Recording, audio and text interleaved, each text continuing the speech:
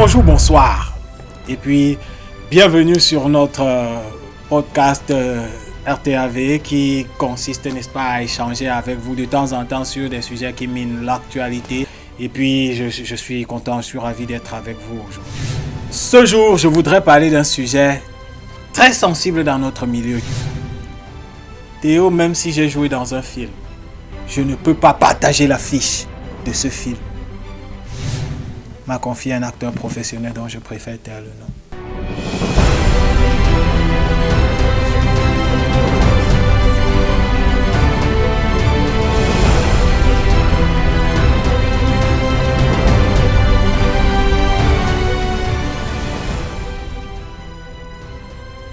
Je voudrais parler d'un groupe de personnages qu'on a souvent mis à l'écart jusqu'à ce qu'ils se retrouvent dans l'autre camp.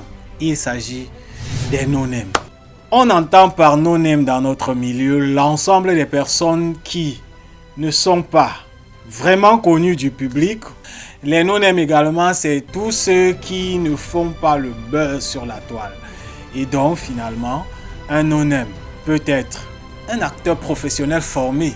Ouais, pourquoi pas. Un no-name peut être un amateur qui a besoin de se faire connaître parce que, n'est-ce pas, voyez-vous, malheureusement, c'est vrai, c'est une réalité, que ce soit au Cameroun ou aux États-Unis, le mouvement, le game, le cinéma fonctionne en clan. Si j'ai un rôle en tant que réalisateur, je commence par fouiller dans ma tête l'ensemble des personnes que je vois le plus souvent, que je connais le plus souvent, que j'ai souvent vu jouer. C'est humain.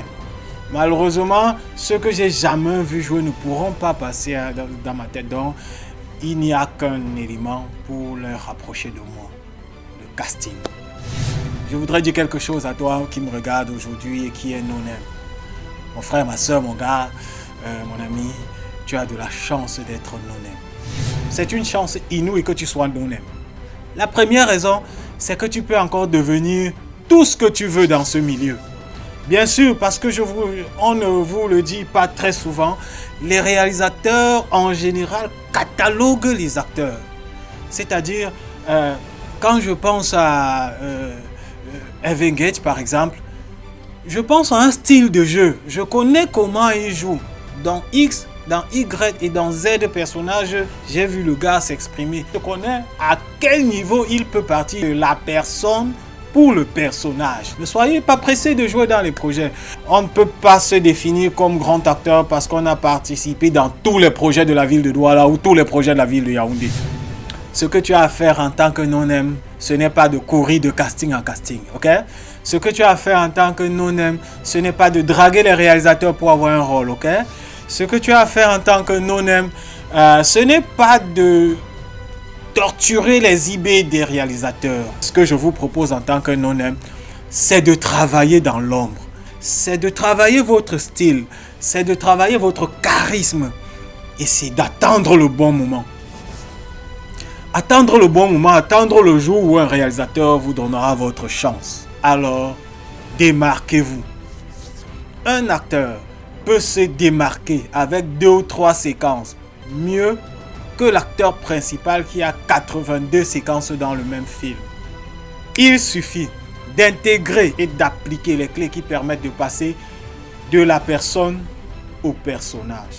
Et puis, il suffit également de se laisser manipuler par son réalisateur, de se laisser diriger par son réalisateur.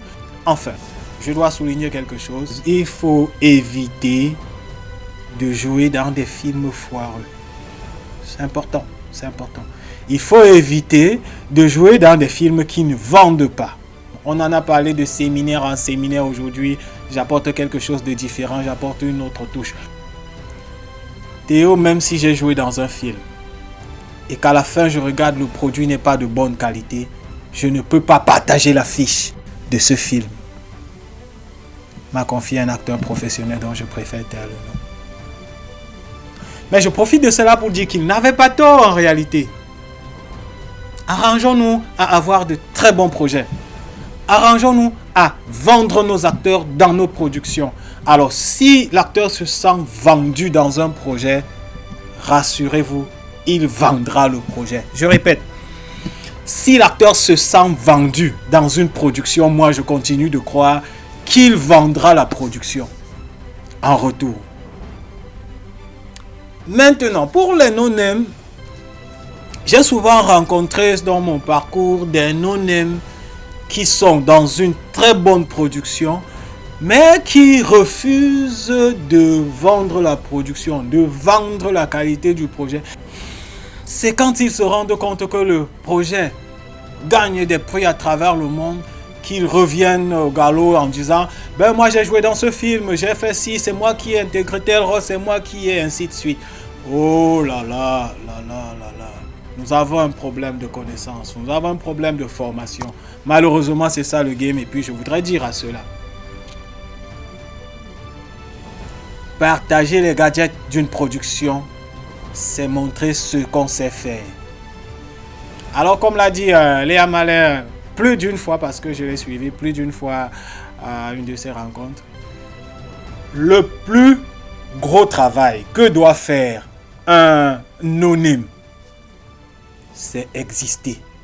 Alors, si tu es no-name et que tu m'écoutes aujourd'hui et que tu me regardes aujourd'hui, je dois te dire quelque chose. Bats-toi pour exister. Trouve des voies et moyens pour exister. Ne sois pas encore radin. Ne sois pas encore exigeant. Non, mais sois exigeant, mais je vais te dire dans quel cas. Sois exigeant sur la qualité des productions. Sois exigeant sur la qualité des projets que tu dois participer. Je suis de ceux qui disent avec courage, c'est pas encore évident le cinéma aujourd'hui, c'est pas encore évident de payer tout le monde, de payer toute la chaîne de production. Ouais, ça il faut le dire. Il faut avoir le courage de le dire. Alors, mais si tu es encore dans le cadre des no-name et qu'une production de qualité te sollicite, mon gars, ma soeur, vas-y. Vas-y, parce que dans un premier temps, sur la chaîne des valeurs, il faudrait que tu existes. Laisse les guéguerres des stars. Alors, mon cher ami, si tu te sens dans ce cadre que j'ai défini aujourd'hui et que j'ai appelé no-name, travaille pour ce que le club des figurants, Thierry Camden m'appelle souvent partie de la figure, partie de figurant à figure. Comment il dit ça? Du figurant à la figure. Ce que je voudrais préciser, c'est le process. Si je dis un big up à Thierry Camden et le club des figurants, c'est parce qu'ils ont défini un process pour permettre à ces jeunes de partir du rôle de figurant à la figure. Et je pense que tous les acteurs devraient intégrer ça. Alors, créez-vous un process. Si vous ne pouvez pas créer un process, allez vers des aînés qui ont créé des process. Donc, je pense que on a échangé aujourd'hui sur un sujet qui me tenait à cœur. Je pense que chacun de vous a gagné quelque chose. Moi aussi, j'en ai gagné. Si vous avez quelque chose à dire, postez-le en commentaire et puis nous en reparlerons.